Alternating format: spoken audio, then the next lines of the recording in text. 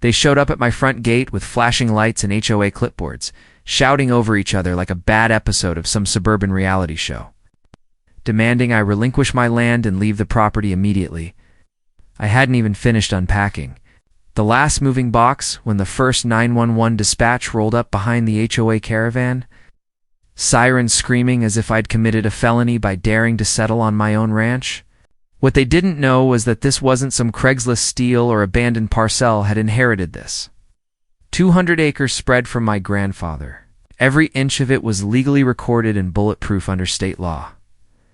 I'm a 41-year-old livestock contractor, third generation on this land, and when I moved back after years away working in Montana, I expected to battle weather, maybe coyotes not an HOA, with delusions of power and a cell phone full of emergency contacts. I should have known they were going to be trouble the moment I saw their welcome basket organic candles, soy crackers, and a printed reminder of Pine Hollow Homeowners Association bylaws, stapled neatly at the top with a highlighted section. On architectural conformity on a working cattle ranch. Laughed then. I wasn't laughing when they accused me of threatening the visual integrity of the neighborhood by placing a windmill near my barn, or when Karen Lewis, the HOA president, told the 911 dispatcher I had unauthorized livestock equipment on my own damn pasture. But before I go further, if you've ever lived under the thumb of an HOA or battled ridiculous rules, just make sure you follow Sham stories right now, because what happened next turned my quiet return home into a legal war zone and exposed the kind of overreach that should scare every property owner. The first violation notice came less than 72 hours after I moved in. My mailbox wasn't community standard approved. It was black metal, rectangular, and came with the property installed in 1989. The new standard was brushed steel with a curved top, per a bylaw amendment passed 3 months prior. I crumpled the letter and tossed it in the trash. Then came a second notice, improper fencing on the west boundary. They referenced my livestock fence, the same cedar post barbed wire that had stood since 1967. The kicker, the HOA had only been formed 2 years ago. After Pine Hollow Estate homes broke ground across the valley on what used to be leased grazing land. The new homeowners wanted mountain views, and my barn apparently obstructed premium lot aesthetics. Karen and her crew thought I'd be too isolated, too stubborn, or too proud to fight back. What they didn't know is that I'd spent 10 years building legal land cases for cattlemen's associations across 3 states. I knew land rights better than they knew how to host a bake sale. Still, I played nice at first. I attended their community meeting, sat through the vegetable tray speeches and neighborhood vision slide decks, and when Karen turned the conversation to my ranch, saying it was incompatible with the long-term residential theme of Pine Hollow, I politely asked her if she had a land use attorney. She smirked. "We have a community standards committee," I replied. "Good, you'll need them." The situation escalated when I added a second windmill to the southern pasture. It was old-fashioned, nothing fancy, but it made use of Grandpa drilled and added water access for a livestock expansion I was planning. Within 24 hours, a cease improvement order was taped to my barn by one of their enforcers, a guy named Ted with aviator glasses and a badge-reading HOA officer. That's when the first 911 call came. Karen claimed I had unauthorized excavation machinery on the premises. 2 sheriff's deputies showed up. One was a local boy I'd coached in high school rodeo, and he nearly laughed himself off my porch when I handed him the deed and showed him the survey lines. The second was newer and more cautious. But when I explained the situation and showed him the HOA's boundary map, which excluded my property entirely, he nodded and left. I thought that would be the end of it. I was wrong. The HOA wasn't giving up. They launched a petition among Pine Hollow residents to have my property annexed into the HOA boundaries retroactively. They cited environmental risk, visual discordance, and even noise pollution from my tractor. They sent a proposal to the county planning board and began circulating rumors that my livestock would bring disease or lower property values. I started getting hostile looks at the general store. Flyers appeared in mailboxes saying I was endangering the community. But I wasn't about to back down. I filed a counterpetition. I brought in 2 surveyors and a land rights specialist to draw a historical overlay map, proving my ranch predates Pine Hollow by over a century. Then I dug deeper. I pulled HOA records from the county clerk and found something they didn't want public. Karen's husband, Richard Lewis, is a partner at the firm that handled the land sale between the developer and the county, the HOA. Bylaws had been crafted with language that implied certain nearby parcels could be absorbed language. Richard had quietly helped draft during his tenure with the zoning committee. Conflict of interest didn't even begin to describe it. And it took that evidence to the county attorney. It's when the HOA started playing dirty. One morning I woke up to find orange flags placed around my barn with stakes reading Future Improvement Zone. Their plan? Submit a secondary rezoning application that would place my barn on a public access greenbelt. I actually laughed until I realized how many homeowners had already signed support letters. That's when I went public. I contacted a local landowner advocacy group. They put me in touch with a reporter who specialized in HOA abuse cases. Within a week, my story was on regional news. Camera crew came out, filmed my barn, the windmills, and the ridiculous notices the HOA kept taping to my fence posts. Karen refused to comment, but her smug silence only made her look worse. Then came the second 911 call. This time they claimed I was illegally detaining HOA officers who had come to perform a site compliance inspection. The truth? Ted and 2 others had walked onto my land uninvited and started measuring things with tape while taking photos of my animals. I ordered them off the property. They refused. I called the sheriff this time. When deputies arrived, they arrested Ted for trespassing. I pressed charges. The HOA claimed official immunity. My attorney laughed and said, "Good luck with that." Karen was fuming. She called an emergency HOA meeting, tried to pass a vote that would empower the board to pursue compulsory enforcement against non-compliant properties. That failed narrowly. Some of the newer residents were starting to get nervous, especially after the reporter's follow-up piece showed their HOA trying to bully a generational rancher off land he legally owned. That same week I got a message from a retired judge who lived 2 counties over. He'd seen the news and offered to review my case pro bono. He said these people aren't just entitled, they're dangerous. They're trying to rewrite property law by consensus. I thanked him and agreed to let him join my legal team.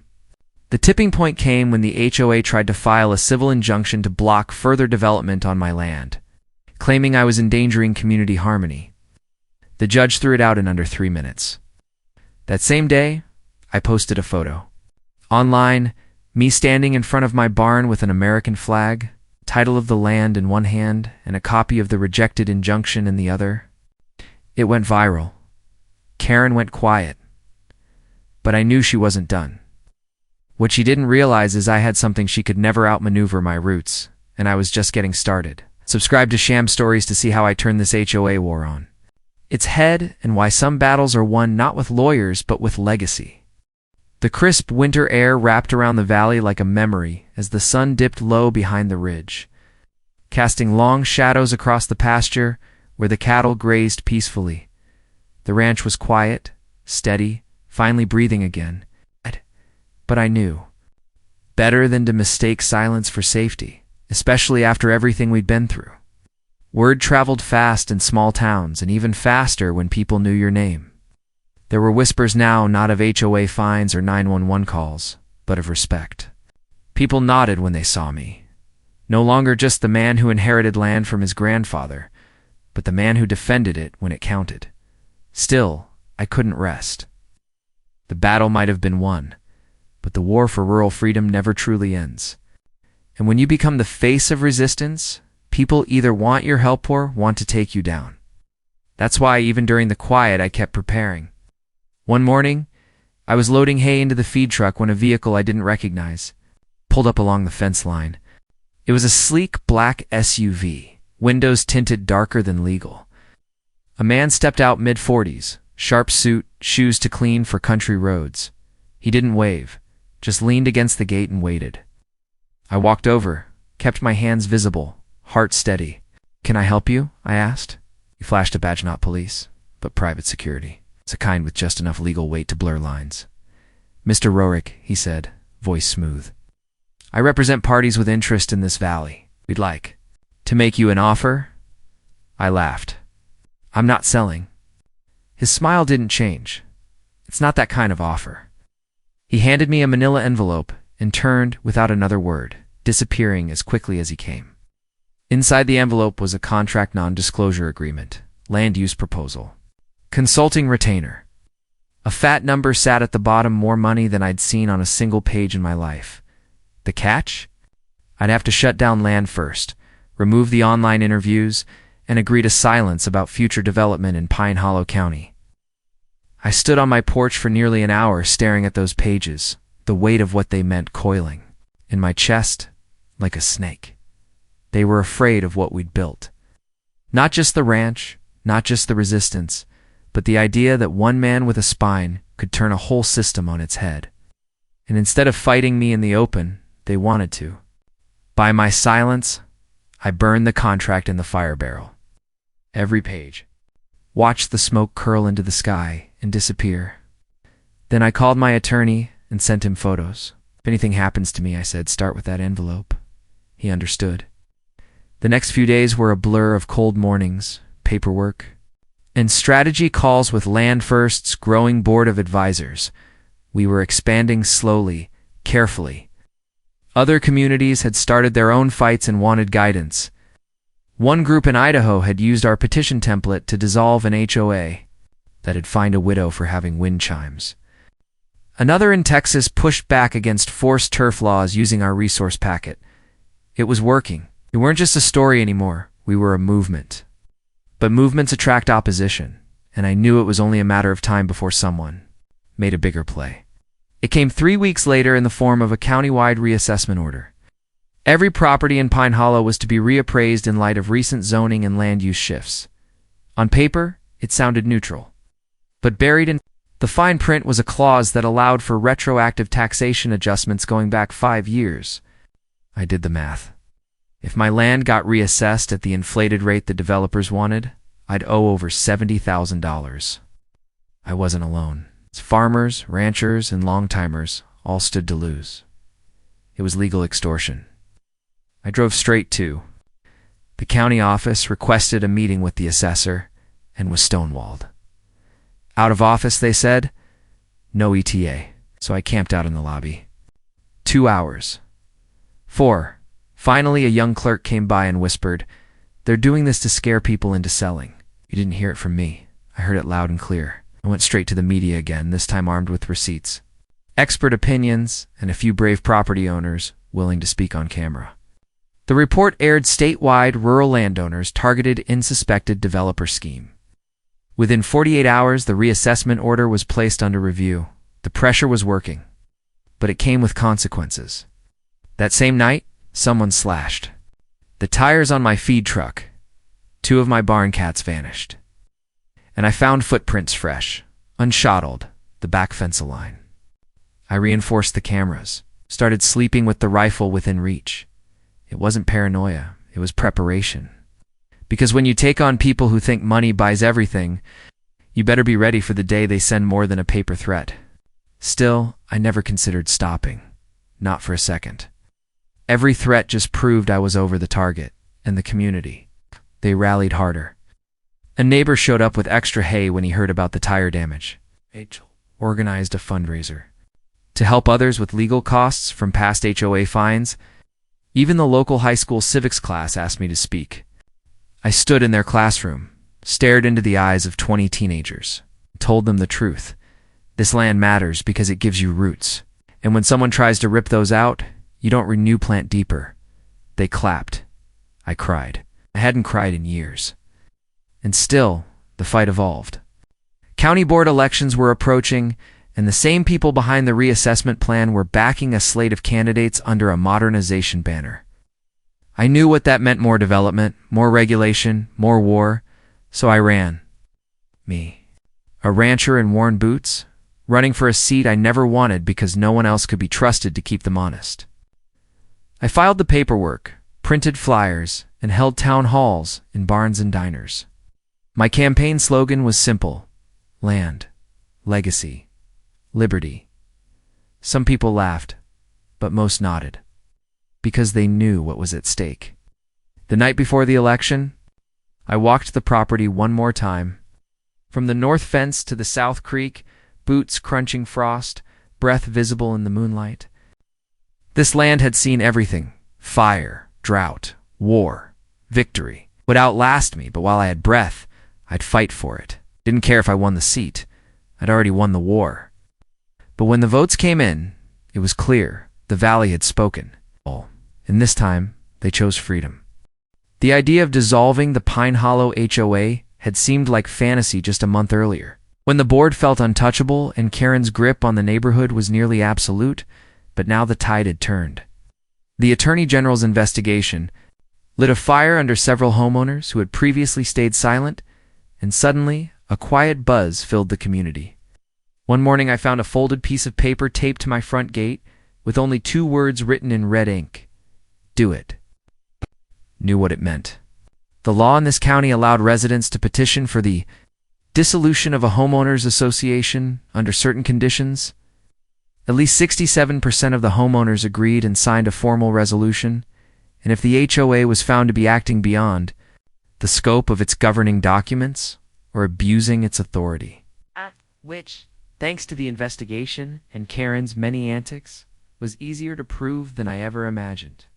I started knocking on doors, clipboard in hand, evidence binder under my arm, shaking hands and answering hard questions. It wasn't about revenge. It was about freedom. It's about restoring peace to a neighborhood that had been turned into a surveillance zone. Some folks were cautious, still worried about retaliation, but others were angry, furious that they'd been fined for mailbox colors or lawn lengths. While Karen had been weaponizing bylaws like she was building her own empire, I hit 25 signatures in 3 days. By the end of the first week, I had nearly 50. The biggest shift came when Lisa, the former board member, publicly endorsed the petition and shared her resignation statement online, which included internal HOA emails showing Karen manipulating votes and threatening board members with fines if they didn't fall in line. The hypocrisy was undeniable. One email even instructed HOA officers to discourage ranch owner visibility from community events. Translation: pretend I didn't exist. I was everywhere now. The local news ran a segment titled "Rancher V's HOA" and included side-by-side interviews of myself and Karen. I stuck to the facts, citing the land deeds, the fake 911 calls, the vandalism, and the unlawful drone surveillance. Karen, on the other hand, spiraled. She claimed I was a coordinated agent of anti-suburban aggression, whatever that meant. Even the anchor raised an eyebrow at her phrasing. By the time the report ended, my inbox was flooded with messages of support. One couple offered to host a community meeting on their property. We turned it into a town hall. Over 60 people came. I laid out the entire story, legally, factually, calmly. Then I read aloud the proposal for dissolution and asked for a show of hands. Almost all of them went up. 2 days later, the formal vote began. Per the bylaws, we had to conduct it by a certified letter and allow 10 days for responses. I hand-delivered most of them myself, shaking hands, smiling, answering the same questions over and over. What happens to shared spaces? They revert to county maintenance. What about fees already paid? They're frozen and returned after legal closure. What happens to Karen? She loses power. That's it. The mood shifted from hesitant to hopeful. Even those who had once defended the HOA's presence began admitting they'd been afraid to speak out. One elderly man said, "I've lived here 10 years and haven't slept easy since they started citing me for lawn heights. I just want to live in peace." We hit the 67% mark on day 7. Karen went ballistic. She filed a last-ditch legal motion to suspend the vote, claiming unlawful coordination and intimidation, but it was thrown out within 48 hours. She then held an emergency HOA meeting in her living room and live-streamed it to the community. Page. Only 6 people showed up. Her voice cracked as she pleaded for unity, accusing me of trying to destroy the fabric of neighborly living.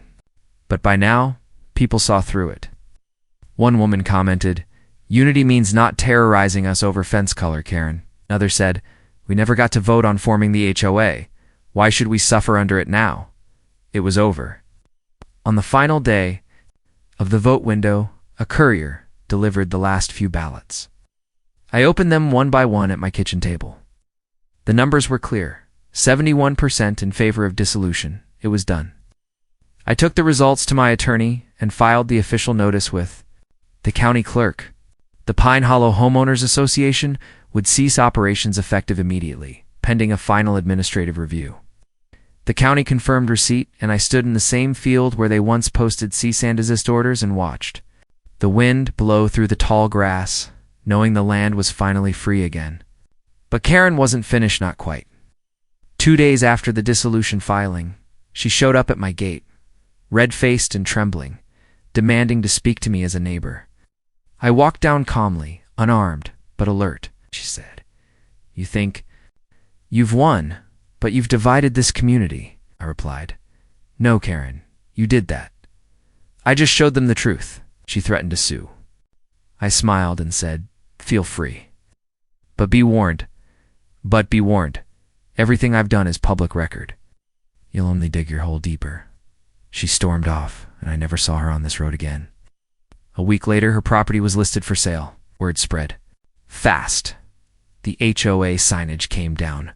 The so-called HOA patrol officer Ted was photographed packing his clipboard and badge into a cardboard box. One by one, neighbors started reclaiming their spaces. Fences were repainted, garden ornaments reappeared, and the ranch was no longer the villain in some delusional power play. Even the general store cashier, who used to glare at me when I walked in, smiled and said, "Glad you stuck it out." But the aftermath of Karen's reign didn't end with the vote.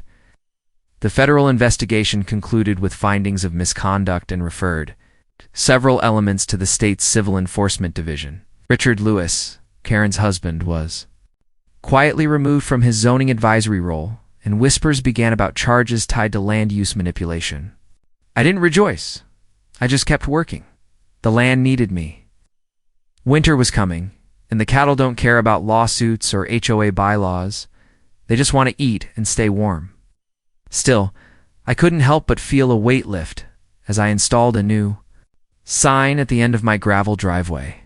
It read Rorick Ranch EST, 1891, always independent. People started stopping by to take photos. One woman from 2 towns over said her HOA was cracking down on swing sets and wanted advice on how to push back. I gave her a copy of the template I used for the dissolution petition. I called it the Karen Clause. Humor helped now. The battle was over, but the lessons remained. I learned how fragile freedom is when paper power goes unchecked. I learned how strong communities can be when they speak together. And I learned that no clipboard-wielding bureaucrat can rewrite history when legacy runs deep in the soil. One night, under a clear autumn sky, I sat on the porch with a cup of coffee and thought about Grandpa, about how proud he'd be to see the ranch not just surviving, but thriving. Again, touched, unbent, and unbowed. And somewhere in the distance, a coyote howled, not a warning, but a song. A ranch song. It's the kind you hear only when the land knows it's safe again. The peace that settled over the valley in the weeks after the HOA dissolved felt like something ancient returning to the land. Like a wrong that had finally been righted. I spent my mornings walking the fence lines again, the way Grandpa used. 2. Checking posts, tightening wire, and listening to the earth breathe under my boots.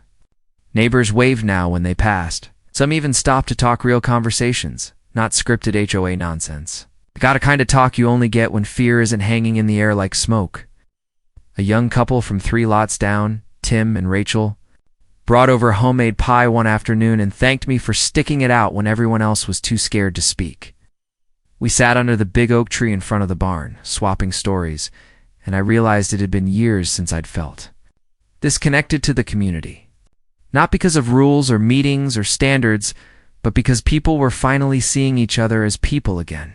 Not checklists, not violations, just neighbors. But beneath the surface, I still kept one eye open. Karen had slinked off into silence, her house on the market, her leadership dismantled.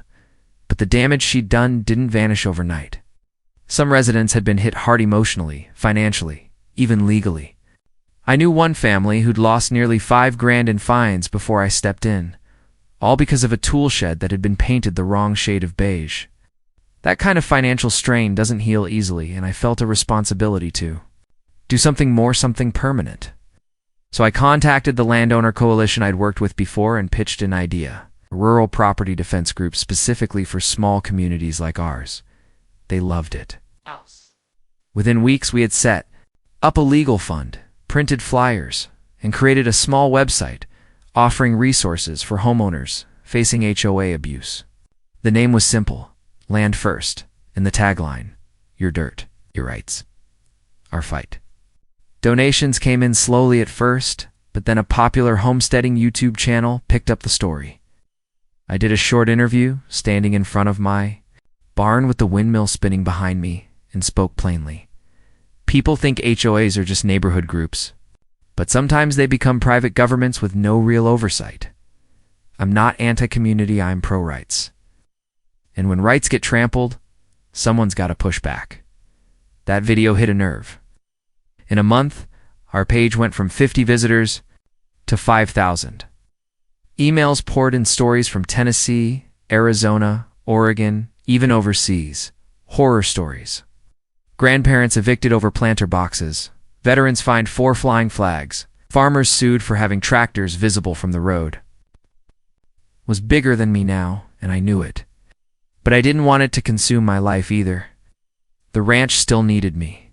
Winter was creeping in, and the herd had to be rotated to the south pasture. Fences reinforced, supplies stacked. Life doesn't pause just because you've been on the news. I balanced both worlds by day, rancher by night, advocate. For a while, things felt steady, until a call came in from the county clerk's office. A voice I didn't recognize said, "Mr. Rorick, we need to speak with you about a new development proposal adjacent to your property." My gut tightened. "What kind of proposal?" I asked.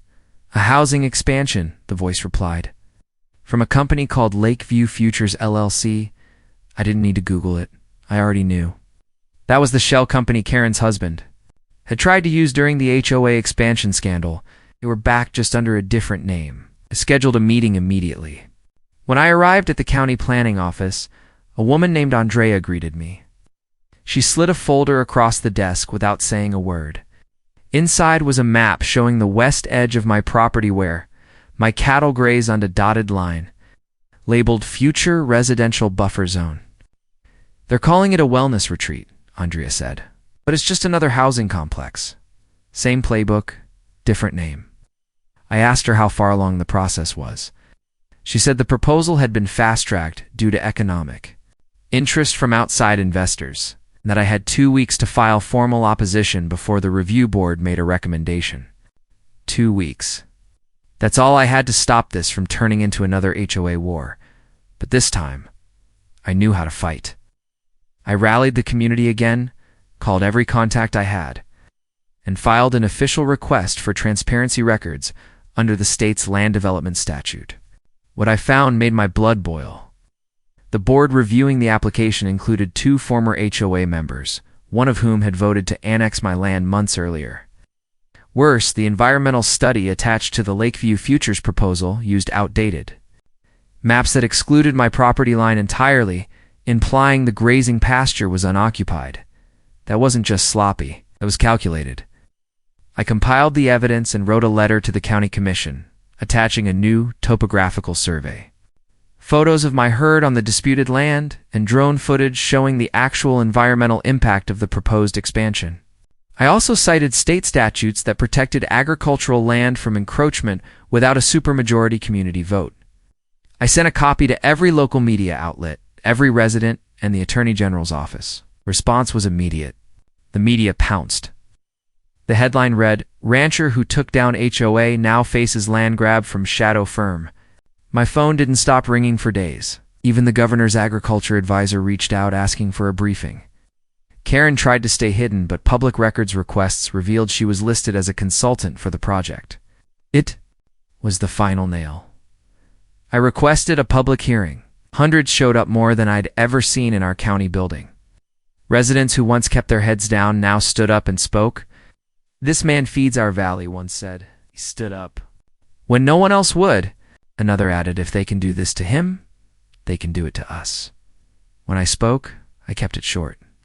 They thought if they changed their name, we'd forget what they did. But names don't build land. Families do. Legacy does. This ranch stands because it belongs here, and I'm not going anywhere. The vote wasn't close.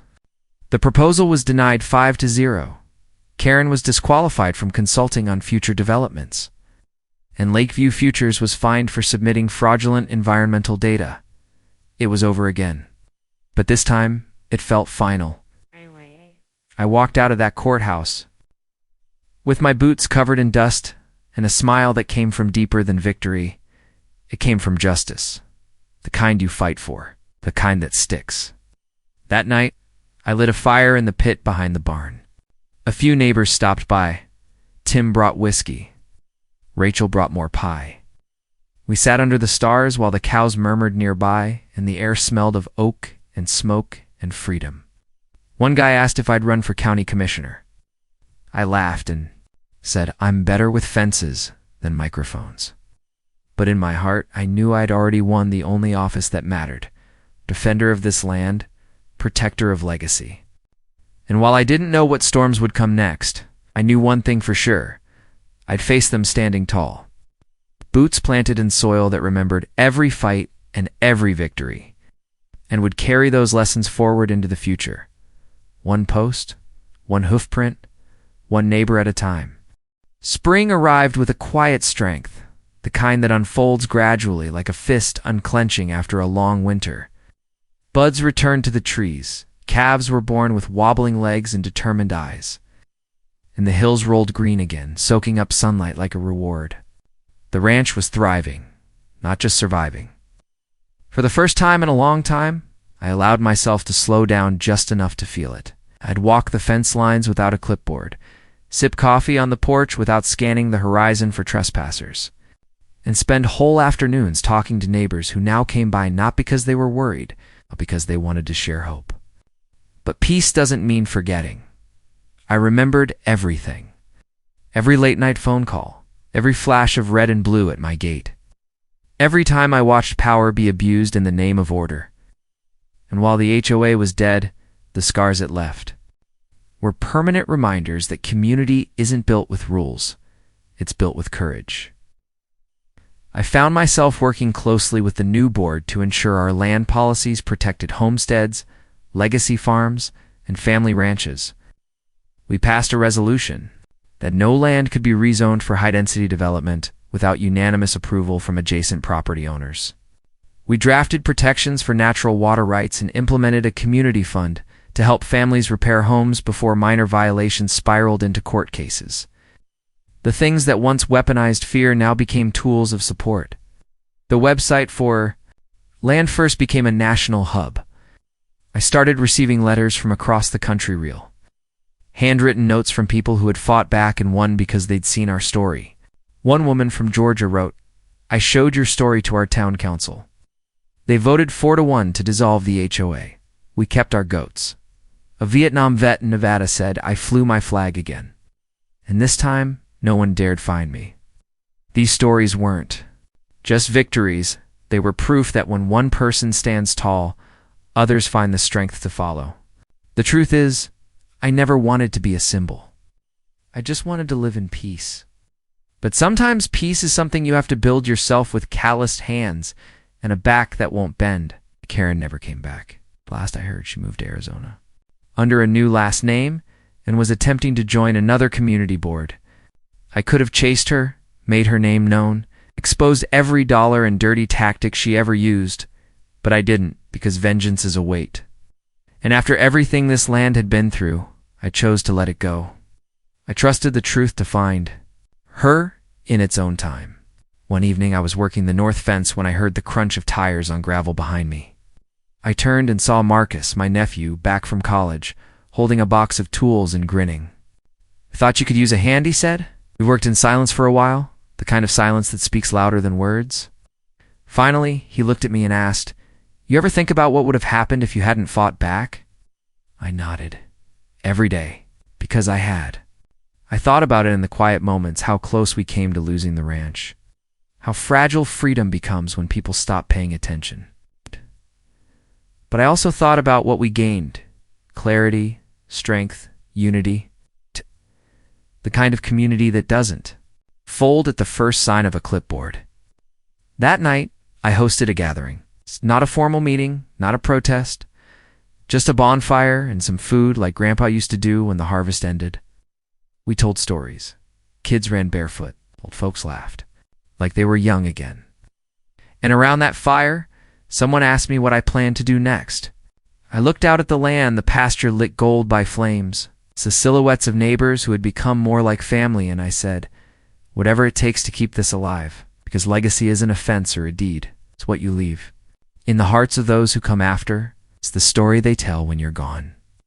And mine was carved into this soil now, not just by what I inherited, but by what I refused to surrender. The wind picked up then, rustling the trees, carrying with it the laughter of children and the hum of old songs. And I knew deep down this was more than a ranch. It was a promise to stand, to protect, to remember. So if you're listening to this, and you've ever felt alone, cornered, silenced by someone hiding behind authority, they're counting on your silence. Don't give it to them. Push back, stand up, build your fence, and defend your story. And if you ever need a reminder that one person can make a difference, just look out across this valley. Because once they sent 911 to take my land, now they'd have to come through 1,000 voices to try again. Believe me, they won't. If this story moved you, don't let it stop here. Share it. Subscribe to Sham Stories for more real life battles that show what happens when courage meets corruption. Your voice might be the one that saves the next ranch, the next family, the next legacy. This isn't just a story, it's a warning, a blueprint, and a promise. We're not done. Fighting, not even close. The silence from Karen didn't mean surrender, it meant recalibration. The next 2 weeks brought an eerie stillness. It's like the eye of a storm passing over the valley. But I'd lived through enough blizzards to know when calm meant danger. I doubled my monitoring, installed trail cams along the tree line bordering the HOA developments, and mounted a drone surveillance rig above the western fence line. I wasn't just protecting my property, I was building a digital record. It didn't take long for it to pay off. One night, just after 2 a.m., motion alerts pinged my phone. When I reviewed the footage, there they were, 2 figures in hoodies creeping through the fence gap near the west pasture. They ducked behind a feed bin, and one of them appeared to spray something onto my livestock trailer. I was dressed and out the door in 60 seconds, Winchester over my shoulder, boots crunching through frost as I crossed the property. By the time I got there, the intruders had fled, but the stink of chemical paint lingered in the air. They'd tagged my trailer with fluorescent orange graffiti that read "Pig Farmers Out." That wasn't a neighborhood dispute anymore. That was targeted harassment. I filed a police report and included my footage. The sheriff took it seriously this time, especially since one of the suspects matched. A young man seen handing out HOA flyers door to door just 2 days earlier. Karen denied knowing anything about it, but she was sweating. I could see it in her eyes the next time we crossed paths at the town hall meeting where zoning ordinances were being reviewed. She tried to play it off, made a snide comment about backwoods paranoia, but I just stared her down and said, "Careful, Karen, you're one bad night away from federal charges." And that wasn't just a bluff. My grandfather had connections. His best friend was a retired state legislator with influence in the Land Use Bureau. And after seeing how this HOA was weaponizing bylaws, he put me in touch with a federal investigator who specialized in fraudulent HOA operations. I handed him everything: video evidence, boundary maps, timeline logs, and the financial disclosures I dug up on Richard Lewis. Within days, a formal inquiry was opened. But instead of backing off, Karen went nuclear. A few nights later, I returned from a supply run in town to find 4 sheriff's cruisers parked at my gate, lights flashing, radios crackling. My stomach dropped. I pulled up slowly, hands visible, already guessing what narrative she'd cooked up this time. "We received a report of animal cruelty and illegal slaughtering," the deputy said, avoiding eye contact. Dispatch flagged it as urgent. My blood boiled. I pointed to the security camera mounted on the post next to the gate. The footage, I've been gone 3 hours. No one's been on this property. It took them 15 minutes to review the feed and confirm nothing had occurred, but the damage was done. The call had been placed anonymously, but the voice, according to one of the deputies, sounded eerily familiar. I knew it was Karen. Everyone did. The HOA was crossing into criminal territory now, falls 911 reports, trespassing, vandalism. And still, they acted with smug immunity. That's when I knew the only way to win this wasn't by defending my land, but by dismantling the HOA itself. I launched a community outreach campaign, one homeowner at a time, knew not everyone. In Pine Hollow, supported Karen's madness. I started showing residents the evidence, video clips, property records, even copies of the lawsuit rejections. I told them what Karen was costing them. Not just peace of mind, but legal exposure and potential fines if the county found out about her overreaches. Slowly, neighbors began to talk. I learned that one couple had been fined for having more than 2 lawn chairs visible from the road. Another was cited because their garden hose was coiled the wrong way. The HOA was a dictatorship, and Karen ruled it with paranoia and paper. But something shifted when a family came forward anonymously, said they'd been pressured to sell after receiving a dozen violations in 1 week. They had lived in Pine Hollow since it broke ground. Karen had personally offered to relieve their stress by recommending a real estate firm that just happened to be owned by her sister-in-law. That was enough to send my contact in the federal task force into overdrive. We weren't just looking at abuse anymore. This was coordinated displacement for profit. The next move came faster than I expected. Karen filed an emergency injunction to restrict aggressive outside political influence inside Pine Hollow. Her target, me, she claimed I was leading a disruption campaign and demanded the board vote to formally annex my property for compliance normalization. I showed up to the hearing wearing my grandfather's hat, carrying a folder full of court rulings, land history, and federal paperwork. I sat quietly while Karen's team blustered about aesthetics and neighborhood cohesion. Then I stood and read a statement into the record that concluded with this line: "You do not get to rewrite history because you find the truth inconvenient. This land is mine, and I will defend it in court, in public, and in the eyes of every neighbor you've silenced." The board was split, but one brave member, young woman named Lisa, who had just moved in the previous year, stood up and said, "This isn't what I signed up for." That night, she resigned from the board and published a post on the HOA message board exposing the coercion she'd experienced. The cracks were widening. Then came the surveillance drone incident. My rig picked up an unidentified drone hovering over the barn for nearly 20 minutes one evening. It had no standard markings, flew a grid pattern, and transmitted a directional signal toward the HOA offices. I retrieved the footage, and with help from a drone technician in town, we traced the signal to a commercial frequency used by private security contractors. One such contractor had recently been hired by Pine Hollow for community monitoring. That's when it all unraveled. A whistleblower came forward from the security firm, revealing that Karen had requested continuous aerial surveillance of problem properties, namely mine. She even authorized data collection for possible legal claims. I handed the testimony to the federal investigator, and within days, a cease and desist was issued. But Karen didn't stop. She doubled down, announcing a neighborhood defense initiative and installing temporary fencing along the road closest to my pasture. She claimed it was to protect children from livestock exposure, but we all knew it was a final act of control. And then finally the county stepped in. After months of reports, footage, legal documents, and citizen complaints, the Pine Hollow HOA received a formal notice of investigation from the state attorney general's office. Karen tried to spin it as political persecution. She gave one last dramatic speech on the HOA forum about preserving community dignity, but no one clapped, no one commented. The silence was louder than any rebellion. I watched from my porch. That evening, as a process server handed Karen an envelope she couldn't deflect, her expression was priceless. That weekend, I hosted a community BBQ on my ranch. Everyone was invited. Dozens came. Some brought dishes, Others brought stories. We laughed, we shared, and for the first time since I'd returned home, I felt like the valley had turned a corner. I stood by the fire pit, raised a glass of sweet tea, and said, "To land, to legacy, and to living free." The crowd erupted. Karen didn't show up. She knew better. I wasn't done yet. If I wanted permanent protection, I had to take it further. That meant launching the one effort Karen never imagined I'd dare attempt, a vote to dissolve the HOA itself.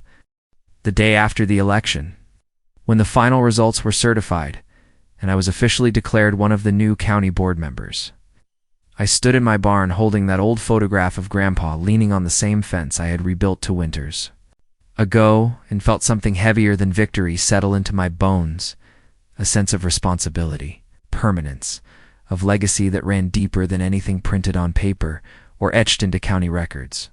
The phone wouldn't stop ringing. Reporters, neighbors, even out-of-state ranchers who wanted to know what our county had just done.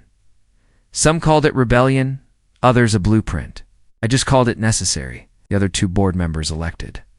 With my both longtime residents with similar war stories about overreach and developer pressure, met with me within 48 hours of the win.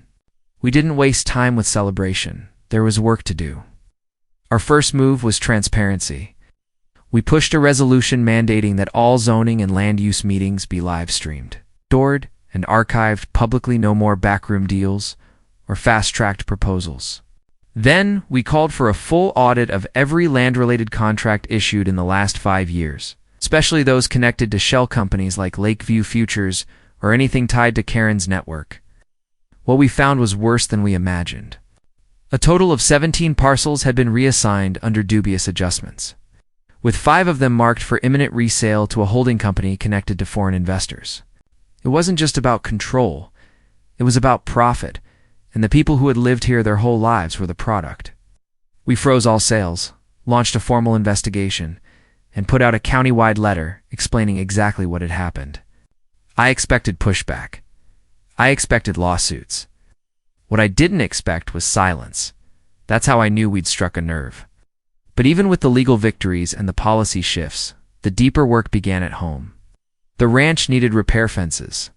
Damaged by winter wind, a section of roof that still leaked after the last storm. Livestock systems that hadn't been upgraded in years. With the fight against Karen and the HOA behind me, I poured every spare hour into restoring what really mattered. And I wasn't alone. Neighbors began volunteering to help. Tim came by with lumber. Rachel brought warm meals when I worked late. Even the skeptical retired Marine from the next hill over stopped by with a generator just in case you need backup. We weren't just rebuilding a ranch, we were rebuilding community.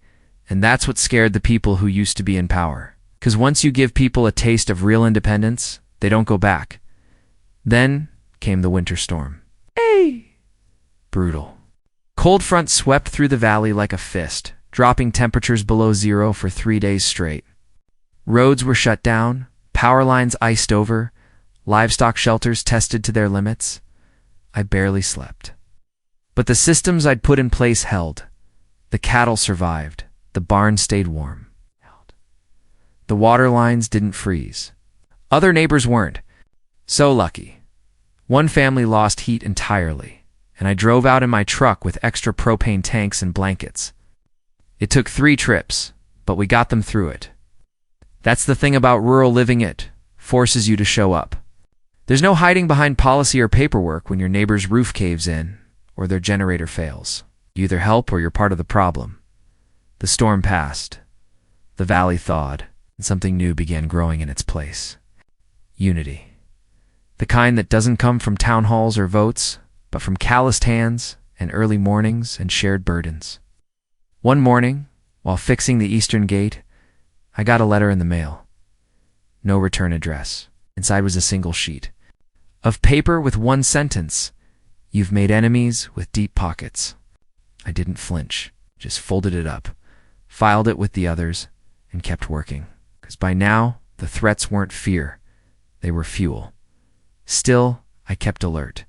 Upgraded security. Yapped my lawyer on speed dial. Built redundancy into every system I could. Because even though the HOA was gone, and Karen had retreated into whatever shadowy corner she could find? I knew better than to believe she'd disappeared completely. People like her don't go away. They wait. Watch. Look for weakness. But I had none left to give. I was tested, hardened, and awake. Then came the letter from the governor's office. Got an invitation to speak at the State Rural Development Summit about land rights, community resistance, and policy reform. I almost said no. I wasn't a politician. I was a rancher with worn boots and bad knees. But the valley needed a voice, and I had been chosen by more than votes. I'd been chosen by consequence. So I went, stood in front of a room full of bureaucrats and landowners, and told the story not as a hero, but as a man who refused to bend. Yes. I spoke about legacy, about the blood in our dirt, and the names etched into barn beams and cemetery stones. I told them what I'd learned. The farther a rule is from the land it governs, the less sense it makes. You can't manage freedom from a city tower. You have to stand in the field, smell the frost, watch the grass bend. Only then do you know what's worth protecting. They clapped. Some even cried. Afterward, I was approached by half a dozen legislators asking how to draft better rural policy. One even asked me to review a landowner protection bill. I agreed, but only if they visited the valley first. No more policy without presence. That became my rule. The summit ended, and I drove home through the snowy roads, headlights cutting through the dark like purpose. The valley was asleep when I arrived. Frost hung heavy on the gate. Stars overhead stretched wider than I'd ever seen. And I knew in my bones that something had shifted, not just in our town, but across the country. A spark had been lit. One ranch, one fight, 1,000 echoes. I put the truck in park, stepped out, and stood beneath the sky, listening. There was no sound, just peace. Earned peace. Hard peace. The kind that only comes after a fire. And I promised myself then that no matter what storm came next, I would face it with the same boots, the same grit, the same unbending spine that had carried this valley through everything. Because this wasn't just my land. It was everyone's who believed in standing their ground,